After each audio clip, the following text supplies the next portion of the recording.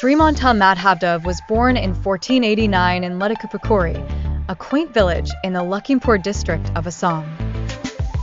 From a young age, Madhavdev showed a keen interest in spirituality and literature. He was naturally drawn to the teachings of the revered Saint Srimanta Sankardev, who was the pioneer of the Ekasarana Dharma, a monotheistic religious movement that emphasized unwavering devotion to Lord Krishna. The bond between Madhavdev and Sankardev was more than that of a teacher and disciple. It was a profound spiritual connection.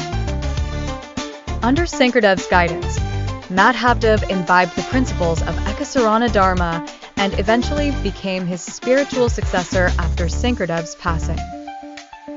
As the head of Ekasarana Dharma, Madhavdev faced challenges that tested both his leadership and faith. The socio-political climate of the time was turbulent, yet he resolutely continued his mission to spread the teachings of Sankardev. Madhavdev established Satras, which served as monasteries and centers for religious activities, thereby fortifying the religious movement and nurturing a community of devout followers. Madhavdev's literary prowess was evident in his compositions, which remain integral to Assamese literature. His most celebrated work, the Naam Ghosa, is a collection of verses dedicated to Krishna, reflecting the core values of Ekasarana Dharma. Additionally, his creation of Borgeets, a rich tradition of devotional music, became a quintessential part of Assamese culture, sung in religious gatherings and namgars. The Bhakti Ratnavali, another of Madhavdev's significant works, contains devotional verses that delve into philosophical and spiritual themes.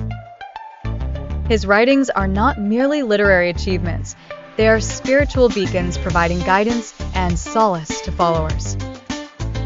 Madhavdev's legacy extends beyond his written works and religious contributions. He is venerated as a saint and a cultural icon, his influence permeating every facet of Assamese culture and spirituality. Srimanta Madhavdev departed from this world in 1596 at Bela Satra, but his teachings and contributions continue to inspire disciples and admirers to this day, fostering a rich heritage of devotion and artistry in Assam.